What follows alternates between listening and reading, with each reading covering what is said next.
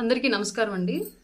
ఈరోజు ఈ వీడియో యొక్క ప్రధాన ఉద్దేశం 2 రోజుల క్రితం ఆంధ్రప్రదేశ్లో game changer pre release event జరిగిన విషయం మీ అందరికీ తెలుసు. దాని తర్వాత ఆ ప్రాంగణానికి వచ్చినటువంటి లక్షలాది మంది అభిమానులు, స్థానికులు, ఔత్సాహికులు అందరూ కూడా వివిధ దారుల్లో వాళ్ళ గమ్యస్థానాలకు చేరుకున్న విషయం కూడా అందరికీ తెలిసిందే. ఆ సభ మీద గతంలో తెలంగాణలో జరిగినటువంటి ఇబ్బందికరమైనటువంటి పరిణామాలను గమనించినటువంటి సినిమా రంగానికి కూడా చెందినటువంటి గౌరవనీయులైనటువంటి ఉప ముఖ్యమంత్రి వర్యులు వారు సభ ప్రాంగణానికి వచ్చినటువంటి ప్రతి ఒక్కళ్ళకి కూడా చేతులెత్తి నమస్కరించి మరీ జాగ్రత్తగా ఇళ్లకు వెళ్ళండి అని చెప్పినటువంటి విషయం కూడా మనందరికీ విదితమే.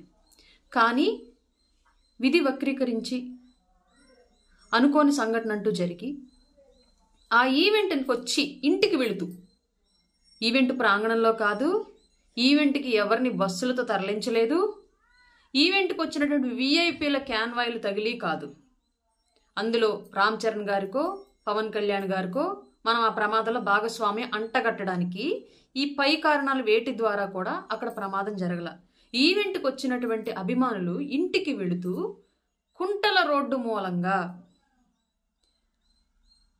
యాక్సిడెంట్ జరిగి ప్రాణాలు కోల్పోయారు. నిజంగానే ఆ కుటుంబానికి మా ప్రగాఢ సానుభూతి. ఆ తల్లి బాధ ఎంత ఇచ్చినా ఎవరమైనా ఏం చెప్పినా తీర్చలేనిది, తీరంది కూడా. మనం ఎట్టి పరిస్థితుల్లో ఆ తల్లి బాధని, ఆ కుటుంబ బాధల్ని, ఆ తల్లులిద్దరి బాధల్ని మనం తీర్చలేం. ఎంత ఇచ్చినా ఏమిచ్చినా తీర్చలేం. కానీ దీంట్లో కూడా శవాల మీద పేలాలు ఏరుకునేటువంటి వైసీపీ పార్టీ ఈ విషయాన్ని కూడా రాజకీయం చేస్తూ ఇప్పుడు ఉప ముఖ్యమంత్రి గారు వెళ్ళి పరామర్శిస్తారా, అల్లు అర్జున్ వెళ్ళమన్నారు కాబట్టి, అలాగే సీజ్ ద షిప్ అన్నారు కదా, సీజ్ ద రోడ్ అనలేదా?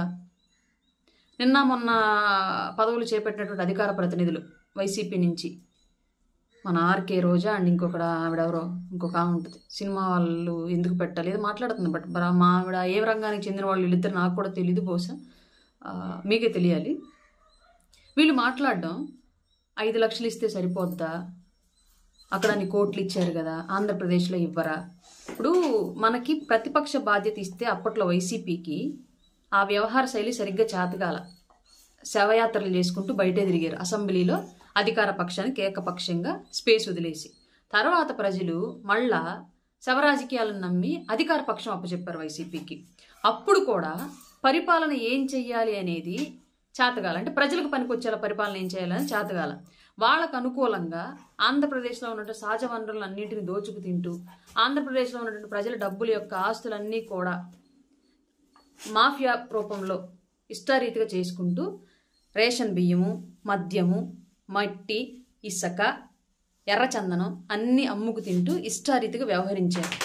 ఇది ఇలా ఉంటే ఇవాళ అధికార పక్షం ప్రతిపక్షం రెండు ఎత్తేసి విపక్షం ఇచ్చినప్పటికీ కూడా ఇది కూడా ఎలా చేయాలో తెలియట్లా వైసీపీకి. ఇందులో భాగంగా తెలంగాణలో తొక్కిసలాట జరిగి ప్రాణాలు కోల్పోయినటువంటి విచారకర సంఘటనకి ఆంధ్రప్రదేశ్లో సభా ప్రాంగణానికి వచ్చి తిరిగి ఇంటికి వెళుతూ, ఎక్కడో సభా ప్రాంగణం నుంచి సుదూరమైన ప్రాంతంలో ఇంటికి వెళుతూ రోడ్డు బాగలేని మూలంగా, డ్రైవింగ్ తప్పిదం మూలంగాను బిడ్డలు చనిపోతే 2 సంఘటనల్ని కంపేర్ చేసి ఇది కూడా ఆ సభకు వెళ్ళారన్న ఒకే ఒక కారణంతో ఉప ముఖ్యమంత్రి వారికి అంటగట్టడం ఏదైతే ఉందో, నిజంగానే వీళ్ళకు విపక్షం కూడా వేస్ట్, అసలు పార్టీని ఎత్తిపోతల పథకం కింద ఎత్తేయడం బెటర్ అని చెప్పేసి చెప్పాలి అని అర్థమైంది నాకైతే క్లియర్గా.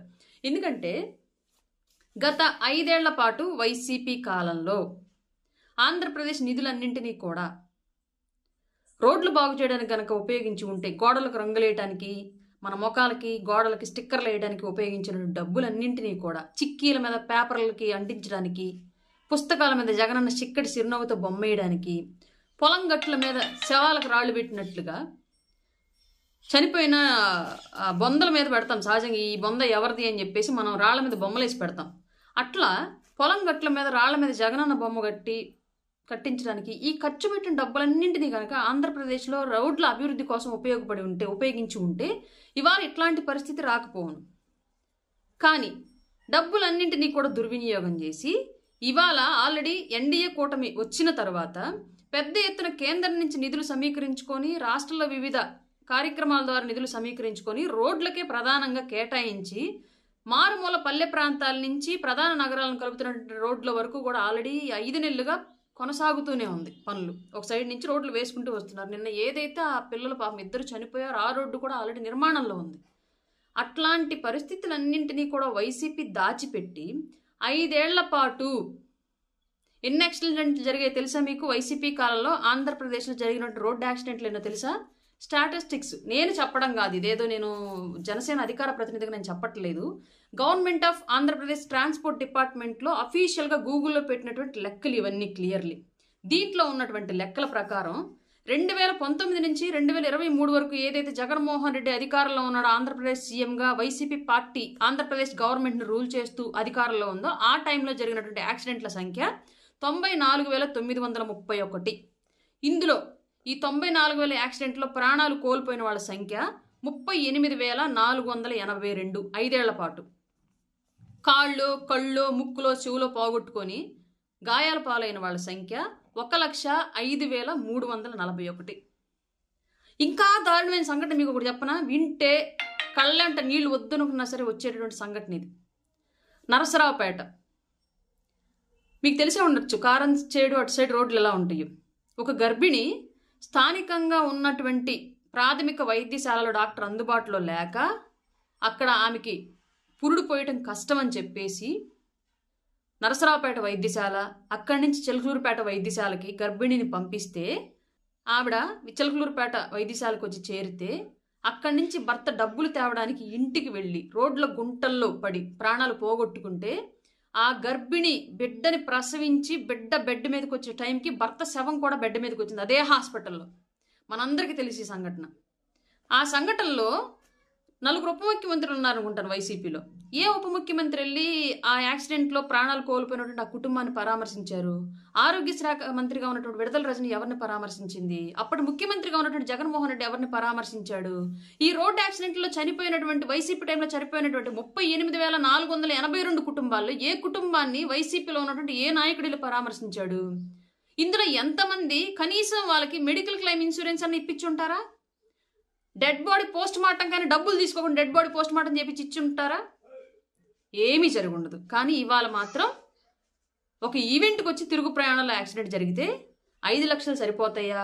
10 లక్షలు సరిపోతాయా? పవన్ కళ్యాణ్ గారు వెళ్ళి పరామర్శిస్తారా? చరణ్ గారు వెళ్ళి పరామర్శిస్తారా? ఇది వైసీపీ చేస్తున్నటువంటి విష ప్రచారం. అంటే ప్రజలకి వాస్తవాలను కనుమరుగు చేసి 5 ఏళ్లలో వాళ్ళు చేసినటువంటి తప్పిదాలను కప్పిపుచ్చి రోడ్డులో ఉన్నటువంటి కుంతల మూలంగా ప్రాణాలు పోయాయి అంటే ఆ క్రెడిట్ వెళ్ళి వైసీపీకి దక్కిద్ది కాబట్టి ఆ కుంతలు పెట్టినటువంటి క్రెడిట్. అలా కాకుండా పవన్ కళ్యాణ్ గారి మీద తోసేస్తే ఈజీగా బురద చల్లేయచ్చు. యాడ ఉన్మాద సంతరా ఇదంతా మాకు అర్థం కాలేదు. తొక్కిసలాట్లో జరిగినటువంటి ప్రమాదాన్ని, రోడ్డు కుంతల మూలంగా జరిగినటువంటి ప్రమాదాన్ని ఈక్వల్ చేసి చూస్తా ఉంటే మరి ఈ 38,482 డెత్లు ఎవరి అకౌంట్లో వేద్దాం మనం? ఎవరి దాష్టికాలకి, ఎవరి చేతగా అసమర్థ పాలనకు నిదర్శనం ఈ మరణాలన్నీ కూడా 5 ఏళ్ల పాటు. రాష్ట్రంలో రాజకీయాలు చెయ్యండి, రాజకీయ పార్టీలను నడపండి, అంతే తప్ప ఉన్మాద మోకలను ఎంకరేజ్ చేయకండి, ఉన్మాదాన్ని తయారు చేయకండి సమాజంలో. కొత్తగా పదవులు వచ్చి ఏం మాట్లాడుతున్నాం కూడా మాకు అర్థం కావట్లేదు. స్క్రిప్ట్ ఇచ్చారు, మేము చదివాము, పిట్ట కథలు, పిల్లి బొచ్చు కథలు చెప్దామంటే ఇక్కడ బొచ్చు పీకి గుండె చేసి కూర్చోబెడతాం క్లియర్గా. మీకు పని పాట లేకపోతే పని చేసుకోండి, లేదా సమాజంలో చాలా సమస్యలు ఉన్నాయి వాటిని ఎత్తకండి. విపక్షంగా వాటిని వెతికి ప్రశ్నించండి. ప్రభుత్వం ఏకపక్షంగా ఎప్పుడు ఉండడం ప్రజాస్వామ్యానికి మంచిది కాదు కాబట్టి విపక్ష బాధ్యతలు సమర్థవంతంగా నిర్వర్తించండి. ఇలా పిల్ల చేష్టలు చేస్తా కాదు. అసలు ముక్కు మొహం తెలియని వాళ్ళకి ప్రమాదం ఆపద అంటేనే జేబులో డబ్బులు ఇచ్చేటువంటి పవన్ కళ్యాణ్ గారు ఎక్కడో రాష్ట్ర వ్యాప్తంగా చాలా యాక్సిడెంట్లు జరుగుతున్నాయి. వాళ్ళకి ఇన్సూరెన్స్ క్లెయిమ్ ఉంటే వచ్చిద్ది, లేదా స్థానిక నాయకులు ఎవరో ఆదుకుంటారు, లేదా తప్పిదం ఏంటో ఎవరి వల్ల జరిగిందో వాళ్ళు ఆదుకుంటారు. అయినా సరే కేవలం గేమ్ చేంజర్ ఈవెంట్కి వచ్చి వెళుతున్నారు అన్నటువంటి ఒకే ఒక కారణంతో వాళ్ళకి ఇమ్మీడియట్గా ఆర్థిక సహాయం ప్రకటించి వాళ్ళకి అక్కడ స్థానికంగా నాయకులను పంపించి సహకారం అందేలాగా చేస్తే మీ బ్రతుక్కి డ్రైవర్ని చంపిన ఎంటేసుకుని తిరిగిన మీరు పవన్ కళ్యాణ్ గారిని క్వశ్చన్ చేస్తాము, పవన్ కళ్యాణ్ గారి మీద బురద జల్లుతాము అంటే చూస్తూ ఊరుకోవడానికి ఆంధ్రప్రదేశ్ ప్రజలు పిచ్చోళ్ళు కాదు, ఆయన వెనకాల ఉన్న మేము అమాయకులం కాదు. ఇది గమనించుకోవాలి వైసీపీ వాళ్ళు.